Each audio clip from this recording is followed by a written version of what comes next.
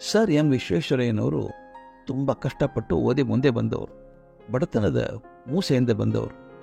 ಅವರಿಗೆ ಶಿಕ್ಷಣದ ಮಹತ್ವ ಗೊತ್ತಿತ್ತು. ಅದಕ್ಕೆ ಅವರು ಓದೋ ಮಕ್ಕಳಿಗೆ ತುಂಬ ಪ್ರೋತ್ಸಾಹ ಕೊಡ್ತಾ ಇದ್ದರಂತೆ. ತಮ್ಮ ಹತ್ತಿರದ ಬಂಧು ವರ್ಗದಲ್ಲಿ ಯಾರಾದರೂ ಓದಿಗೆ ಅನಾನುಕೂಲ ಇದ್ದರೆ ಅಂದ ತಕ್ಷಣ ಪರಿಹಾರ ಮಾಡಿ ತಾವೇ ದುಡ್ಡು ಕೊಟ್ಟು ಓದಿಸೋರು. ಈ ಓದೋ ಹುಡುಗರಿಗೆ ಹೆಚ್ಚು ಆಸಕ್ತಿ ಬರಲಿ ಅಂತ ಬಹುಮಾನ ಇಡ್ತಿದ್ದರಂತೆ.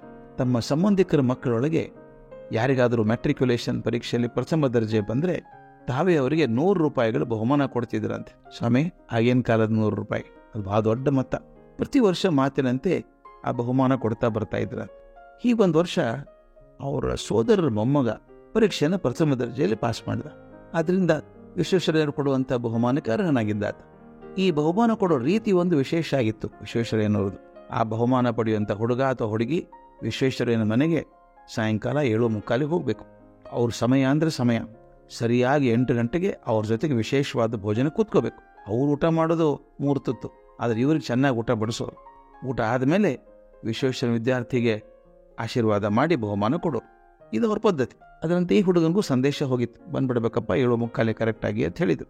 ಆ ಹುಡುಗನಿಗೆ ತನ್ನ ಫಲಿತಾಂಶದಿಂದ ತುಂಬ ಸಂತೋಷ ಆಗಿದೆಯಲ್ಲ, ಆ ಖುಷಿಯೊಳಗೆ ಆತ ತನ್ನ ಸ್ನೇಹಿತರೊಂದಿಗೆ ಬೆಂಗಳೂರಿನ ಪೇಟೆಗಳನ್ನು ಸುತ್ತ ಮೋಜು ಮಾಡ್ತಾ ಇದ್ದ. ಸಮಯ ನೋಡ್ಕೊಳ್ಳಿಲ್ಲ. ಅಥವಾ ವಿಶ್ವೇಶ್ವರಯ್ಯನ ಮನೆಗೆ ಬರುವಾಗ ಗಂಟೆ 8:45 ಆಗಿತ್ತು. ಈ ಹಿರಿಯರು ಎಂದೂ ಸಮಯ ಮೀರೋರಲ್ಲ. ಅವ್ರು ಸರಿಯಾಗಿ 8 ಗಂಟೆಗೆ ತಮ್ಮ ಊಟ ಮುಗಿಸಿ ತಮ್ಮ ಕೊಠಡಿಗೆ ಹೊರಟು ಬಿಟ್ಟಿದ್ರು. ಹೇಳಿ ಹೋಗಿದ್ರು ಕೆಲಸದವ್ರಿಗೆ, ನೋಡಪ್ಪ ಹುಡುಗ ಊಟ ಆದಮೇಲೆ ತಮ್ಮನ್ನು ನೋಡಬೇಕು ಅಂತ ಹೇಳಬೇಕು ಅಂತ ಹೇಳಿದರು. ಹುಡುಗ ತನ್ನೇನು ತಡ ಆದದ್ದು ಗೊತ್ತಾಯಿತು. ಅಪ್ಪ ಲೇಟ್ ಆಯಿತು, ಏನು ಮಾಡಲಿ, ತಪ್ಪಾಯಿತು, ಬೇಗ ಬರಬೇಕಾಯಿತು ಅಂದ್ಕೊಂಡ. ಬೇಗ ಊಟ ಮಾಡಿದ. ನಂತರ ವಿಶ್ವೇಶ್ವರಯ್ಯರ ಕೊಠಡಿಗೆ ತುದಿಗಾಲ ಮೇಲೆ ನಡೀತಾ ಬಂದ. ತಾತ ಎದ್ದು ಕೂತ್ಕೊಂಡ್ರು. ಬಾರ ಇಲ್ಲಿ ಅಂತ ಕರೆದು ಒಂದು ಲಕೋಟೆಯನ್ನು ಕೊಟ್ಟು ತಗೋ ಅಂತ ಹೇಳಿದ್ರು. ಆತ ಅದು ಮಡಿಸ್ಕೊಂಡು ಜೇಬಲ್ಲಿ ಇಟ್ಕೊಂಡು ನಮಸ್ಕಾರ ಮಾಡಿದ.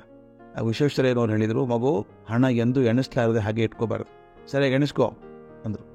ಬೇಡ ತಾತ ಇರುತ್ತಲ್ಲ ಅಂದ. ಇಲ್ಲ ನೋಡು ತೆಗೆದು ಅಂದರು. ಆತ ಲಕೋಟೆ ತೆಗೆದು ಹಣ ಎಣಿಸಿದಾಗ ಅಲ್ಲಿ ಕೇವಲ 25 ರೂಪಾಯಿ ಮಾತ್ರ ಇತ್ತು. ಅವ್ರು ಹೇಳಿದ್ದೆಷ್ಟು? 100 ರೂಪಾಯಿ ಅಲ್ವಾ?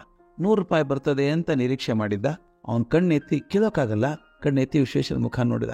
ಅವನ ಮುಖದಲ್ಲಿ ನಿರಾಶೆ ಸ್ಪಷ್ಟವಾಗಿ ಕಾಣಿತ್ತು. ಅದನ್ನು ಕಂಡು ವಿಶ್ವೇಶ್ವರಯ್ಯನವ್ರು ಹೇಳಿದರು, ನೀನು 8 ಗಂಟೆಗೆ ಸರಿಯಾಗಿ ಬರಬೇಕಾಗಿತ್ತು, 3/4 ಗಂಟೆ ತಡವಾಗಿ ಬಂದೆ. ಆದ್ದರಿಂದ ನಿನ್ನ 3/4 ಭಾಗ ಹಣ ಕಡಿಮೆ ಆಯಿತು. ಅದಕ್ಕೆ 100 ರೂಪಾಯಿ ಬದಲು ಕೇವಲ 25 ರೂಪಾಯಿ ಕೊಟ್ಟಿದ್ದೇನೆ. ಈ ಪಾಠ ನಿನಗೆ ಸದಾ ಜ್ಞಾಪಕ ಇರಬೇಕು. ಸಮಯ ಅಂದರೆ ಹಣ. ಕಾಲದ ಪ್ರತಿಯೊಂದು ನಿಮಿಷಕ್ಕೂ ಅದರದೇ ಆದಂಥ ಒಂದು ಬೆಲೆ ಇದೆ. ಇನ್ನು ಮೇಲೆ ಸಮಯದ ಕಡೆ ನಿಗಾ ಇರಲಿ. ನೀನು ಸಮಯ ಕಳ್ಕೊಂಡ್ರೆ ಬದುಕಿನಲ್ಲಿ ಅಷ್ಟು ಹಣ ಕಳ್ಕೊಳ್ತೀಯ, ಹುಷಾರಾಗಿರಬೇಕು ಅಂದರು.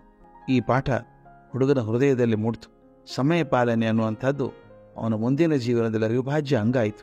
ಇದು ಬಹಳ ಮುಖ್ಯ ಸ್ನೇಹಿತರೆ. ಈ ಘಟನೆ ನನಗೆ ಅನಿಸಿದ್ದು ಹೇಗೆ, ಕಾಲದ ಬೆಲೆ ನಾವು ಅರಿತಬೇಕು. ಎಷ್ಟೋ ಸಲ ಹಾಳು ಹರಟೆಯಲ್ಲಿ ಎಷ್ಟೋ ಕಾಲ ಕಳೆದಿರ್ತೇವೆ. ಆ ಕಾಲ ಮತ್ತೆ ಮುಂದೆ ನಮಗೆ ಎಂದೂ ಬರಲ್ಲ, ಎಂದೆಂದೂ ಬರಲ್ಲ. ಈ ಕ್ಷಣ ಏನಿದೆ, ಆ ಕ್ಷಣ ಮುಗಿದ ತಕ್ಷಣ ಅದು ಭೂತಕಾಲ ಆಗ್ಬಿಡುತ್ತದೆ.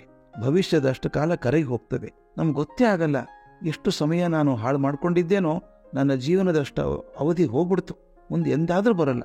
ಅದಕ್ಕೆ ಕಾಲದ ಬೆಲೆ ಅರಿತು ನಮ್ಮ ಬಹಳ ಅರಳಬೇಕು ಅನ್ನುವಂಥ ಮಾದರಿ ಹಾಕಿಕೊಟ್ಟಂಥವರು ಶ್ರೀ ಎಂ ವಿಶ್ವೇಶ್ವರಯ್ಯನವರು.